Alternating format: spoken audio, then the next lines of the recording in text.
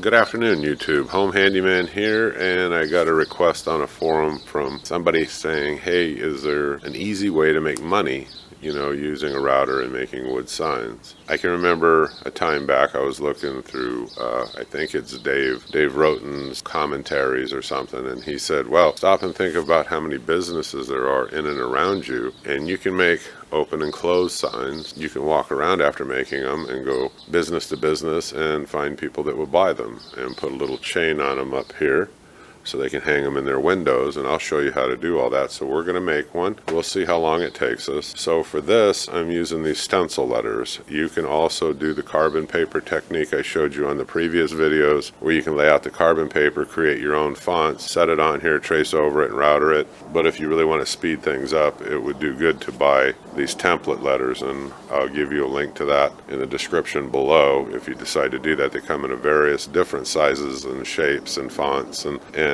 Eric and Dave do a good job, and the prices are very reasonable. So this is quick and fast. What I did is I kind of figured out where I wanted it, and I made a line right here. I'm about 1.25 inches up on this, and I'm about 4.5 inches in, and then I set my spacing and looked at it and thought, okay, this is just for fun, so I'm going to use my marsh ink, and I'm going to spray this gently now. Just do this in spurts like I told you in one of the previous videos. I do it at different angles in spurts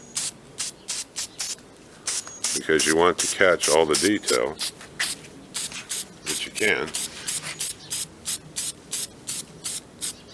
The better you do this, the easier it kind of is, well, definitely the easier it is when you go to router it. So I can take this plaque and I can flick it real quick and just let the letters sit out there and dry and clean them off later. And clean them off with mineral spirits, gasoline, whatever you want. Or you could use them several times or more before you have to clean them.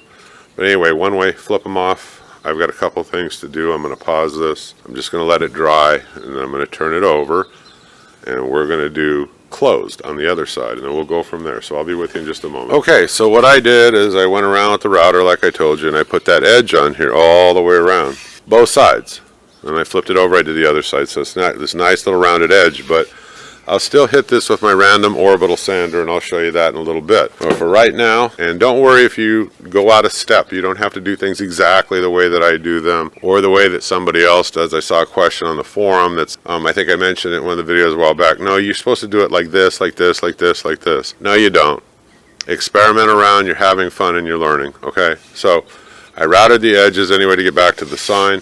I'm going to take a 90-degree bit, and I'll show you one more time how I set that up. And we're going to do these letters. I'm not going to use the detail bit. I'm not going to do anything fancy. And we're going to do these what they call inset. I'm going to actually go in, router all this out, clean all this up, and then we'll sand it. And we'll see what happens. Now, why am I going to do it inset? It's faster, so we'll see if we can make a pretty cool looking open close sign by doing it, in a fairly quick way. Let me set up the router. I'll be right back, and I'll explain to you how I set it up. Okay, here's the DeWalt router I use. It's a 618. It's a 2.25 horsepower. This thing is very powerful. I really, really like this router. But setting up the bit, I can unclamp it here on the side. Boom. And I can use this to set my depth. What I do is, I think they say old Dave, but it's Dave Roten. It's a nice, quick, easy way. I set my wrench right up to this and make sure the bit's right here flush with it. And I go ahead and I lock it down. Now, generically, that's a quick, easy way to set up the depth of your router bit. Or you can do it by your cut, which we'll talk about in another video, but right now we're just doing this quick and easy. So I'm going to flip this around. It's got a variable speed. I have the speed set all the way up. Got big handles, on and off switch, you're ready to go. Now when you get down here where these little teeth are, you see how unusual. Lift up, lift up. There you go. Now I'm going to go around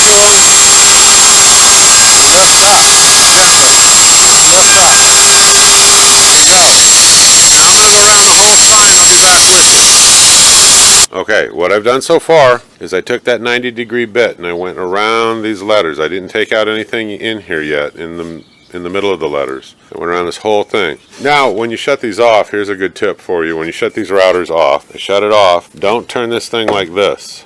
Okay, these are air induction ports. It will suck that sawdust straight into there. So whenever I'm done with mine, I always secure it with a block right here. This makes this thing will not move. It's just a little scrap block screwed into the wood. I'll show you real quick. There's the block, set it right here. Okay. This thing will not move at all, period. Okay, so when I'm done, I just go like this and I set it right here because it'll take a moment for it to wind down and I hold on to it. But the bit's not hitting anything. These air induction ports are up out of the way. And when I'm done, I take my blowgun anyway and I blow off this whole thing and I blow inside of these ports and I clean it all up before I put it away. But I just do that, just something I do. Anyway, back to the sign. So we're going to take a close-up look at the O here. Here's the O. And what I did with this router, when I turned it on, I'll demonstrate a little quick thing, but it's hard to talk because the router is loud. When I have the router sitting on here, I just go round and round and round and round and round and round and round and round in circles like this and back and forth and up and down and all over. What it'll do is it'll give you all these little peaks and valleys. This is a real quick way to texture the insides of these letters, and it looks good when it's done. I'll show you as we go on. So for right now, I'm going to pause the video and I'm going to do the same thing. Go round and round and round, back and forth, and we'll do this on all these letters. And I'll be back with you, and I'm going to do it on the other side. Okay, we're back, and I've done both sides now. I always start by outlining the letter. Then I come back and I do the field, the in and out, round and round. Now this is where we're at with this now. The next step I would do, now most of this pine you can get away with starting at 120, maybe even 150. It's got a fairly decent finish on it if you're lucky enough. But if you're not, this one has got some gouges and imperfections. I'm going to use my Makita, and it's got an 80 grit. And I'm going to go back and forth over this. Go with the grain. I'm going to stop it for just a sec because it's going to get dust all over my camera. So you're going to go back and forth, and let's get this down to bare wood on both sides, and I'll be right back. Okay, we're back, and I went over both sides with that 80 grit on that belt sander.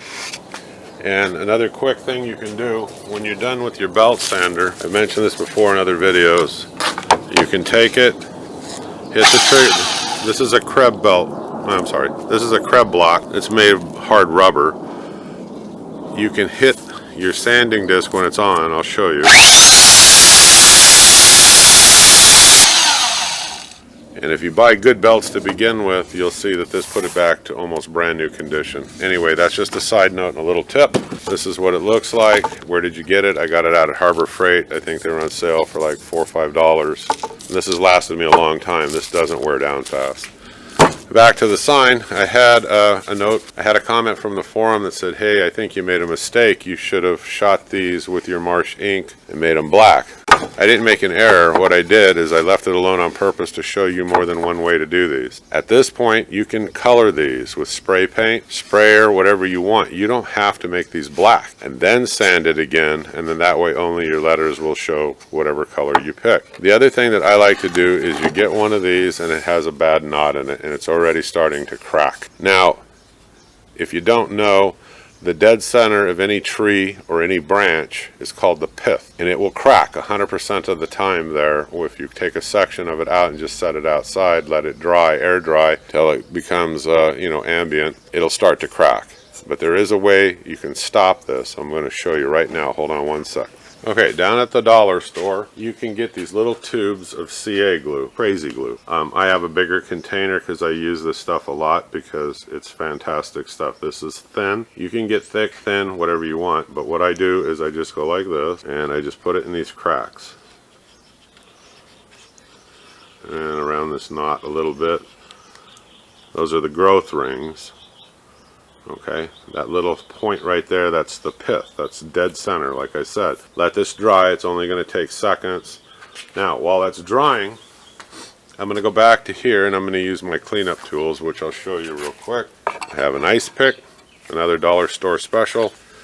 I mentioned this in my other videos, an old screwdriver where I took and I ground the tip like this, like at an arc, and then I sharpened it. And then I've got a much larger, this is bent, it's old as time, and it was cheap, just a chisel, wood chisel. I sharpen it up sometimes and I can use that. So while that's drying over here, I'm going to go in and clean this all up.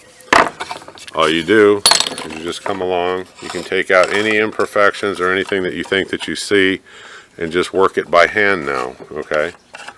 Just like this, all the way around. And I'm going to flip it over. We're going to come along, you're going to do the same thing to all these letters, and then you go, oh look, there's that, where the branch, this was in a tree, so the branch was coming out right here. That's what created that little pith.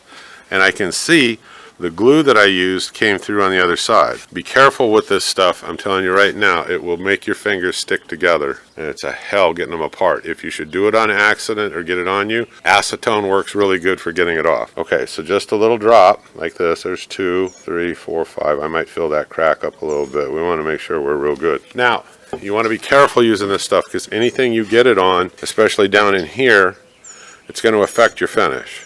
Now if you put a clear finish, you'll be okay. If you're going to use colors, it'll still stick, so you're okay with that. But if you were going to use like a natural kind of a wood tone or something like that, this may darken it. So you have to be thinking sometimes when you get that overspill, is it going to matter? In this case it won't, because I'm going to show you in a minute. We're going to belt sand it back down just as soon as this stuff dries. So I'm going to pause the tape. I'll be right back with you. Okay, so where we're at now is between my 3 tools, and I usually only use the ice pick and the screwed up screwdriver, and I can go in and clean up all the details like I told you. Okay, so what I have laying around, I didn't do any color in here. I used black. That's what I have plenty of it. I'm going to give this sign to a friend that's got a little shop downtown anyway when we're done, so it's free. I use what I got laying around that I think will look good. Now you could have used a gloss black paint, but you're going to have to let it dry longer. Marsh ink dries real fast, so that's the good news with that. You can use all kinds of, Rust-Oleum makes, and I'm sure there's other brands that make tons of different colors. If you want to do something in color, go ahead. You could have done it in blues, greens, yellows, whatever you want to do. But we're going to do this. We're going to sand this down again, and we'll take a look at some finishes I got laying around, see what I got we can use without going and having to buy anything, and see how quick we can finish this up. I'll be back with you in just a moment. I'm just waiting for this to dry. Then I'm going to hit it with my 80 grit belt sandpaper, and I'll be right back. Okay, sprayed the inside black. You got a couple of white spots. You can use a Sharpie. When we get that far, to just correct it, you can just go like this, like this, like this, like this. Because we did it in black, so just like that. Easy touch up with a Sharpie. So we did it in black, so then I went over it again with the belt sander real quickly. I didn't take off too much, just enough to get the ink off. But I did leave some ink on here because I thought we would try something new with the finishing. So I did that on both sides. So now I'm going to hook up my random orbital sander, and I'm going to sand it. We did this with 80 grit. I'm going to go to 120. Then I'm going to probably go 150, and then I'm going to hit it with 220. And I'm just going to make it nice and smooth. Now you really don't have to go past 150. You'll get a lot of argument about this. We're going to put a film finish on here, but I do want to get it to 220 because I think it does make a prettier finish. So I'll set that up and I'll show you my random orbital sander and how I do that, and we'll go from there. Hang on just a sec. Okay, we're back. So I sanded this with 220, sanded my edges down, made it nice and smooth. It feels good. Now you see you still got these little white spots, but we're going to touch those up with that Sharpie, but we're going to do that last. I'll show you why in a minute, because I went around the edge here with that black carefully. I didn't get a ton of overspray here, and I'm going to give this kind of like a real fading kind of a look, but keep it white in here, and I'll show you what I mean. So this is dry and I'm going to sand this lightly with that random orbital right now and lighten up just around the edges with 220, and we'll be ready to apply our finishes here in just a sec. Okay, that's good. I'm going to blow this off and I'll be right back. Okay, I blew it off, so now I'm going to go around and I'm going to touch up just the white spots where the sander hit it with this Sharpie, because the Sharpie's black. This is real quick, real easy to do. It blends in perfectly. Just go around like this, touch up all the little white spots on both sides, and then I'll be right back. Okay, so now it's time to think about the finish work. Now this is 2 different stains I had sitting around, and I'm going to use whatever I have, which is free. It's Fruitwood and Provincial. The bottom part right here is done in Fruitwood. Use it real light. The middle is Provincial. Now the upper portion I did just for the heck of it, a coat of Fruitwood, and then came back over it with the Provincial and I wiped it off. and it gave it this old barn funky look. So let's try this. If we don't like it, we can lighten it up with a sander or strip it down and start over. So I'm going to pause this. I'll be back. Let's talk about applying the finish for a minute. I'm just using a little shop towel here. It's okay, we're not doing anything that's super fine finish work. And I've got it damp, and I'm going to do this. I'm going to blotch it all around like this, okay? Whatever. Okay, then come back. This is oil based, so it's going to take a little while for it to dry. And I do long strokes on this all the way down the wood. Long, even strokes. That way you don't get any marks. You can tilt it around, look at it. Let's flip it over. Again, the same thing. Just like this, in between it all around, all the hard spots. It's like, who cares, because it's oil based. Long strokes. Just like this, and this whole thing starts to blend in, and it looks good. Now we're going to let that dry, and then I'll come back. So we're just setting it here, go on and go do something else. It's going to take quite a while for it to dry because, like I said, it's an oil-based penetrating stain, but it'll look good. So let's just leave it alone. Don't rush your finish. Take your time sanding. When I'm using that random orbital, I lighten up all the areas, I look at it, I might do a little more here, a little more there, and I get everything just the way that I want it, and go over it, blend everything in, make it look nice. And then use your Sharpie, touch up all the little white areas, the things that don't look right. Take your time at this point and go slow. The finish work is so important, okay? The difference, I have a friend of mine, he shows me the finishes on his, I've been working with him a little bit, and really, here is the secret. The difference, I keep saying this in all my videos, between a mediocre finish and a fantastic finish is a little more time. That's all you need to do. Spend more time in your finish area, your signs will turn out awesome. Okay, I'm going to pause this, let's let it dry, and I'll be back. I've let this stain dry, and now I've taken and I've used Rust-Oleum Painter's Touch 2x Ultra Cover Gloss Clear. And I put my first coat on there, overlapping about 50%, back and forth like this. And I did the edges. I'm just going to let it dry now. I'm not going to mess with it. We're going to do the other side the same way, and I'll probably put 4 or 5 coats on here. And then we'll come back, we'll take a look at it, and we'll put a little eye hooks and a chain on here so that somebody can hang it up in their store if they want to, or wherever they want. After that, we'll do questions and answers. So I'm going to pause the video, and I'll show you how we'll do the hook and chain. Okay, what you're going to do now is you're going to take one of these eye hooks, and I use the CA glue. You can get it at the dollar store in small tubes. I got to put a couple of drops. Don't get this stuff on you, like I said, you'll be sorry. You don't have to do this. It'll grab into the wood probably good enough. I just do it just in case, just like this. Screw it down. Now, give that a few seconds, let it dry, and I'll be right back. Okay, I found this little gold chain. Put it on one side, use your pliers here, crimp it down. I opened it up. I put mine with a pair of pliers and I just pull it apart a little bit. That way this will slip in right over it like that. Take your pliers, crimp it. That's it, you're done. Thank you very much for watching. Everybody have a great day.